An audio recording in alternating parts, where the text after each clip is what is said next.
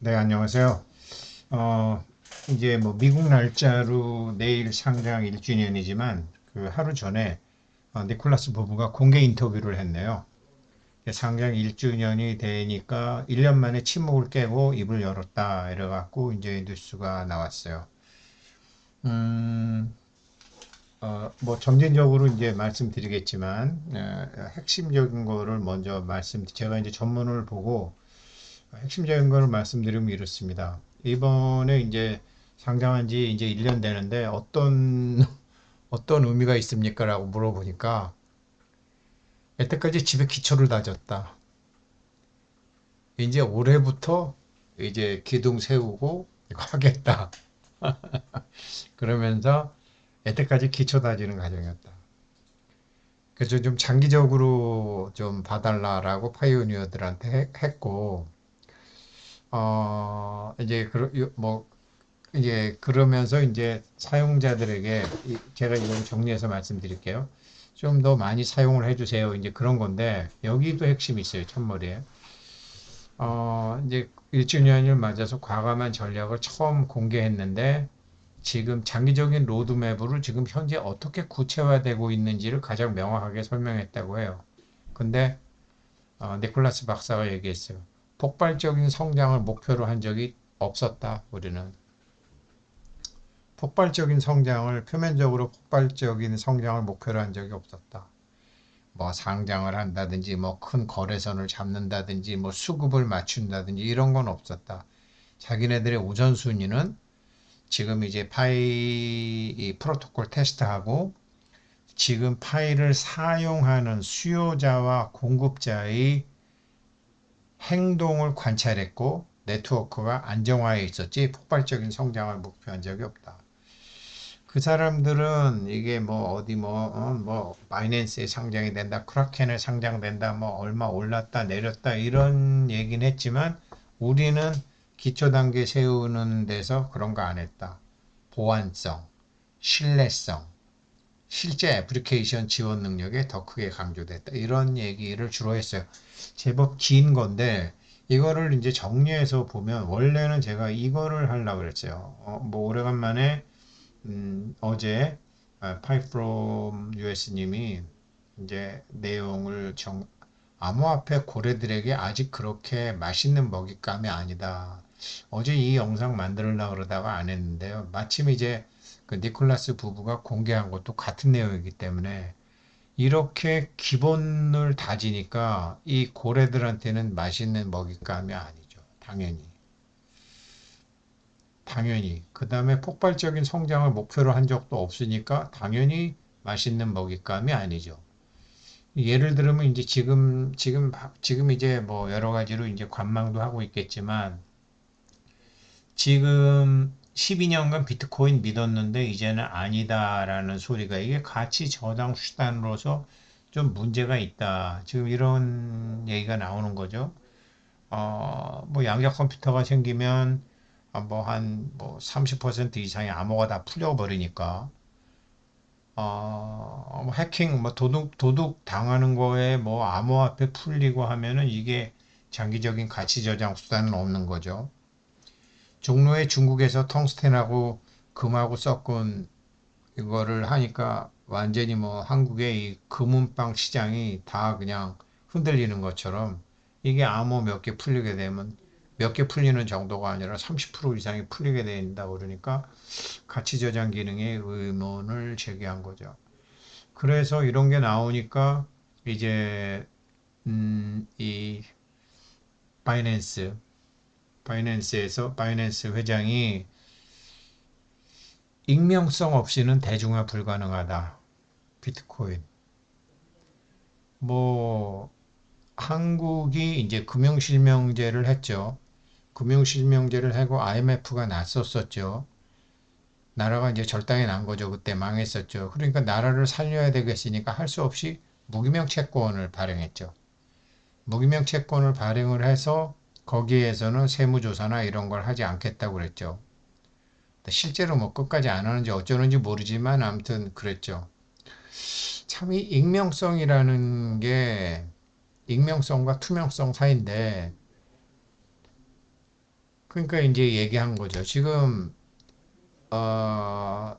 그러니까 추적 가능하니까 익명성이 없는 거죠. 추적 가능하니까. 그런데 그러면 앞으로 세상에 익명성이 보장이 될까? 그렇지 않습니다. 양자 컴퓨터가 생기고 모든 게 생기면 옛날 우리 할배 할매들이 하는 것처럼 하늘이 알고 땅이 알고 네가 아는데 속일 수 있다고 이것처럼 이런 세상이 와버렸어요. 하늘이 알고 땅이 알고 네가 아는데 어떻게 숨길 수 있다고 생각해? 이렇게 모든 게 다 드러나는 세상이 와버린 거죠. 그러니까 지금 바이낸스에서 이런 걸 얘기하는데 어떻게 보면 이런 앞으로는 익명성이라는 것이 지켜질 수 없다라는 것을 알고 파이는 그것을 하고 있는 거죠. 그걸 해왔다라는 거죠. 건전성, 보안성, 신뢰성. 물론 여러 가지 이제 이런 걸 지켜보면서 했다라는 거죠. 그래서 반면에 이 사람이 있거든요. 레이 달리오라고. 레이 달리오가 미국이 뭐 몰락 중이다. 뭐 지금 6단계가 왔다. 이 사람이 그래서 비트코인 사야 된다. 그러니까 2022년부터 해서 작년도 되니까 미국이 지금 망하게 생겼으니까 비트코인 및 금을 투자를 해라. 이렇게 15%나 해라. 포트폴리오에 레이 달리오가 이런 얘기도 했었었죠. 그래서 이 사람이 하는 얘기는 뭐냐면 지금 현재 세계 질서가 공식적으로 붕괴된다. 무법의 6단계 진입했다. 이 사람 책이죠. 이 사람 책에서 이제 한 건데 무법의 6단계인데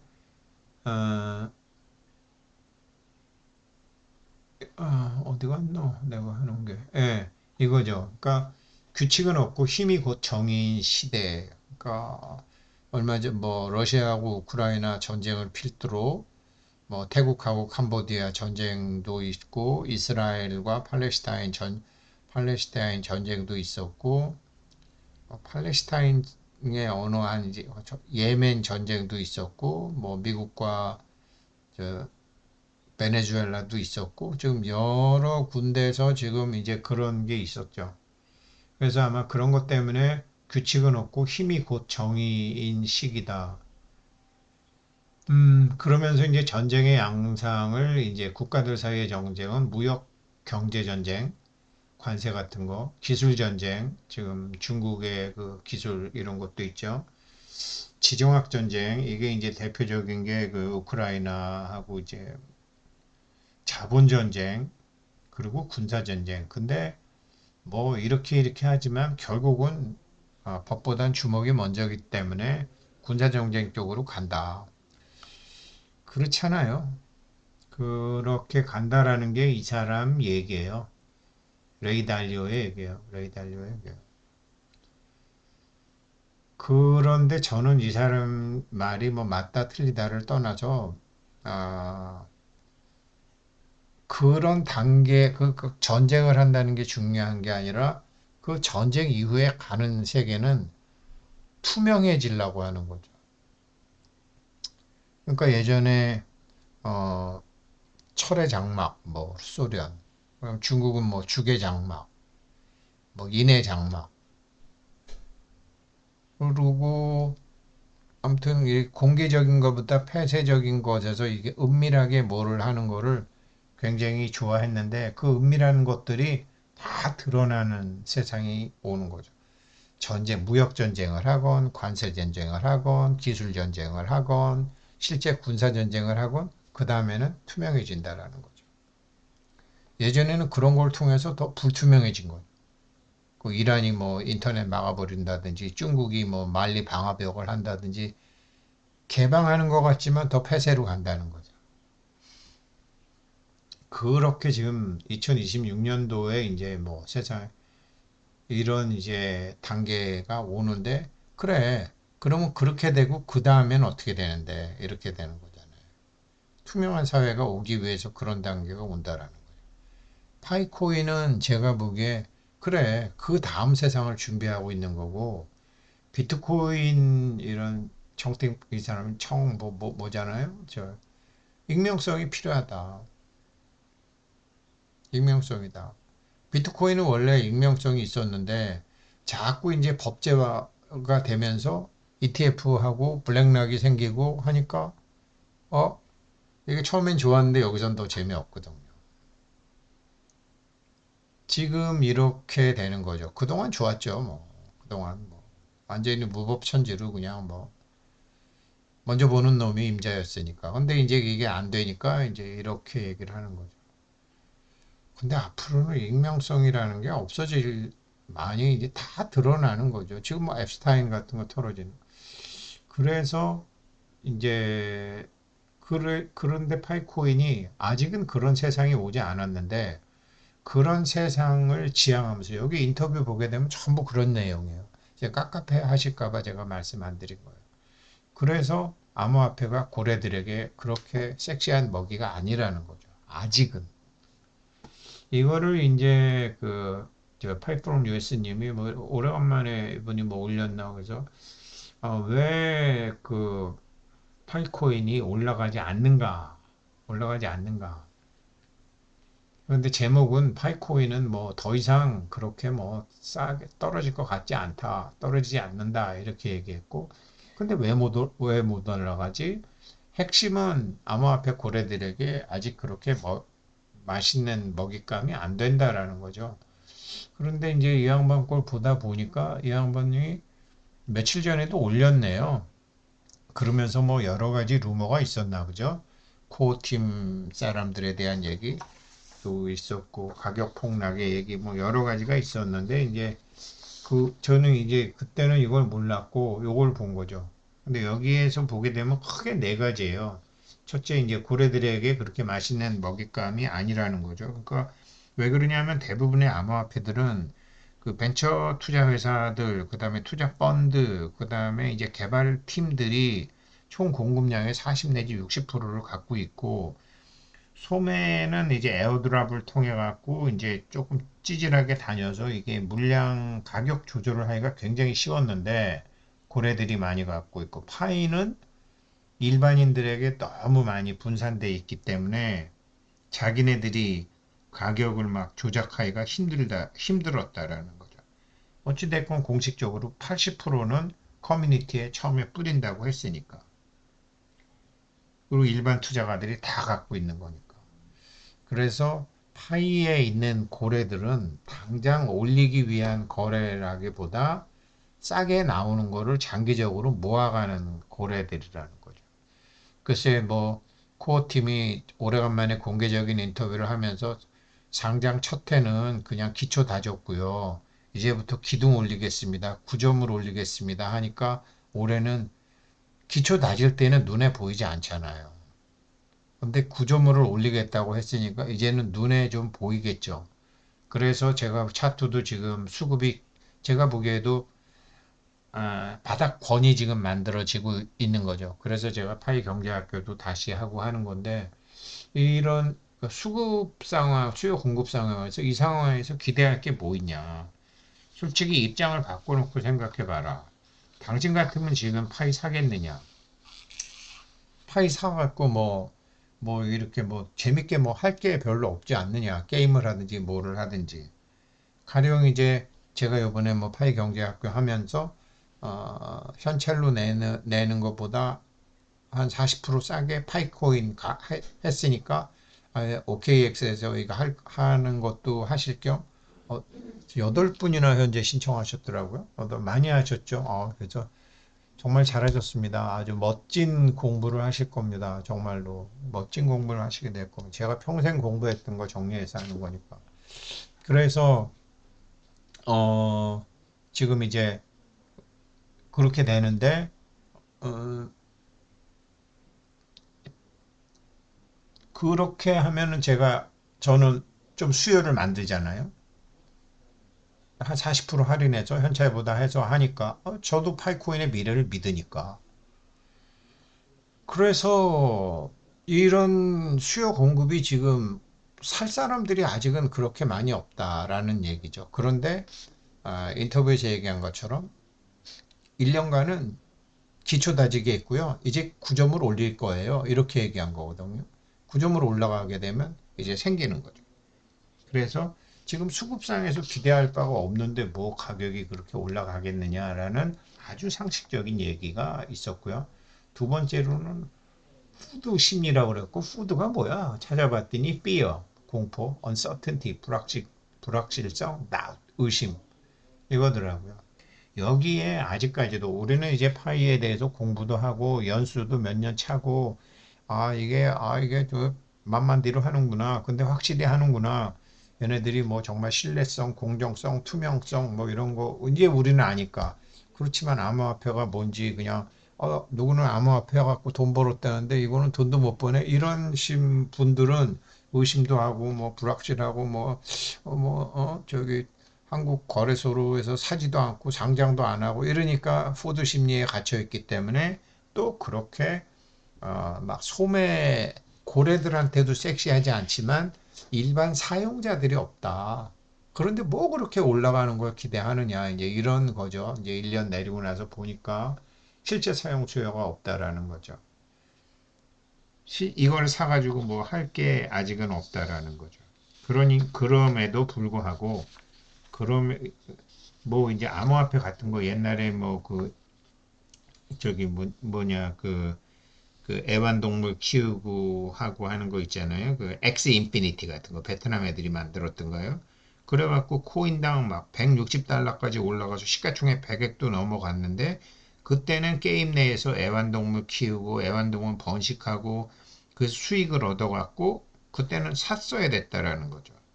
그래서 실제 사용 수요가 막대한 구매력을 창출했는데 지금 파이가 그런 구매력이 없지 않습니까? 그런 구매력이 없지 않습니까?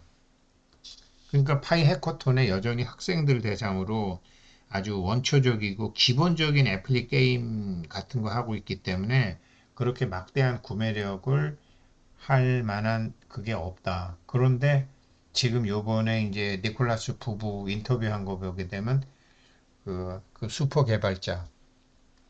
근데 제가 구글 제미나이를 좀 써보니까요. 이제 파이도 구글 제미나이 정도는 아니겠지만, 야, 이게 정말 인공지능이라는 게 엄청나구나. 너무나 쉽게 다 되는구나. 이거 내가 원하는 그림도 다 그려주고, 내가 원하는 노래도 만들어주고, 이게 저는 파이에서는 안 했지만, 아, 제미나이 써보니까 챗 GPT하고 또 다르더라고요. 그래서 유료로 일단 가입해서 또 해보고 하는데, 이게 그런 거, 그러니까 개발자들을 이제 만드는 얘기를 계속 많이 했더라고요.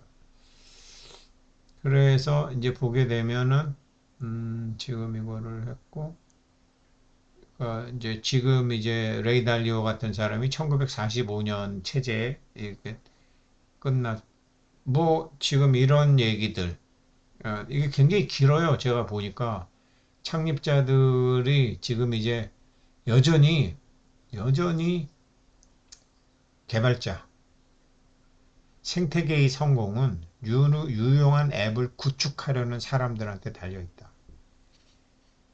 구축하려는, 그래서, 그런데 이런 사람들한테 필요한 거는 강력한 문서와 도구 지원이 필요하다. 그러니까, 얘네들 슈퍼 개발자가 없는 것 같아.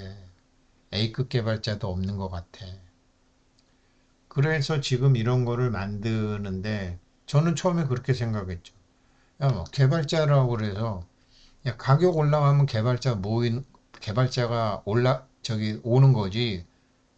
맨날 해커톤이건 뭐건 뭐 1,000만 개를 줬는데 이게 뭐 2불 하는 줄 알았더니 이게 90%가 떨어지고 처음에는 2불 하는 줄 알았는데 20불 가고 200불 가고 이러면 정말 입소문이 나가지고 개발자들이 몰려들 텐데 이게 1년 동안 내리니까 무슨 개발자가 오겠어요. 그래서 이제 그것 때문에 이 사람들이 설명한 거대로 이제 저기, 지금 이제 구조물을 올린다. 기초. 다음 단계는 구조물을 올리는 거다. 이 얘기를 한 것 같아요. 그래서 뭐, 그러니까 제가 봐도, 그러니까, 이렇게 가면 제가 이제 말씀드린 것처럼 어찌됐건 지금 바닥권은 만들어지고 있고 여기서는 올라갈 거고 그래서 꼭 파이코인이 올라가야지 돈 버는 게 아니라 파이코인과 인연이 돼서 파이코인에서 여러 가지 할 수 있는 게 분명히 있을 것 같더라고요, 이게. 그래서 아무튼 그런 뭐 파이 학교를 그래서 하는 건데 마침 1년 만에 이 사람들이 공개 인터뷰를 했는데 상당히 길어요. 제가 또 조금 더 정리해서 말씀드리는데 핵심적인 건 지금 다 말씀드렸어요. 그러니까 상장 1주년이라고 그래가지고 기초공사한 거다. 별다른 거 없다.